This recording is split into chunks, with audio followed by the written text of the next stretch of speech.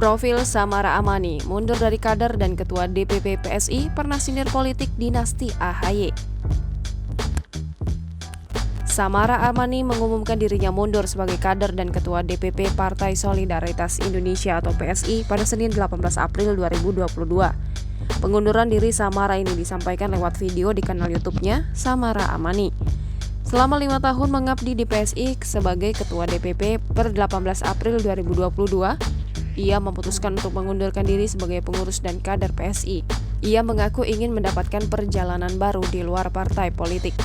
Mengutip tribunnewswiki.com, Samara Amani adalah seorang politikus muda yang lahir pada 24 Juni 1996.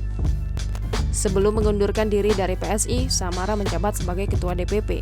Menurut akun LinkedIn-nya, Samara lulus dari sekolah menengah di New Zealand Indonesia International pada 2014. Setelahnya, ia menempuh S1 Ilmu Komunikasi di Universitas Paramadina, Jakarta. Kemudian, Samara menempuh S2 di New York University sejak Januari 2021. Sebelum terjun ke dunia politik, ia pernah menjadi karyawan magang di PT Royston Advisory Indonesia selama 2 bulan. Ia juga pernah magang di pemerintah Provinsi DKI Jakarta selama 4 bulan terhitung sejak Januari hingga April 2018. Setelahnya, ia bekerja di PT Royston Advisory Indonesia sebagai copywriter selama 1 tahun. Samara merupakan pendiri Perempuan Politik, organisasi yang bertujuan untuk mendidik perempuan, meningkatkan keterwakilan dan partisipasi mereka dalam politik Indonesia. Namun pada April 2018, ia meninggalkan Perempuan Politik dan fokus sebagai kader PSI. Kecintaan Samara pada dunia politik sudah mulai terlihat sejak ia masih duduk di bangku sekolah menengah. Pada 2014, ia pernah menulis tentang sosok Joko Widodo atau Jokowi dan Basuki Cahayapurnama atau Ahok menjadi idolanya.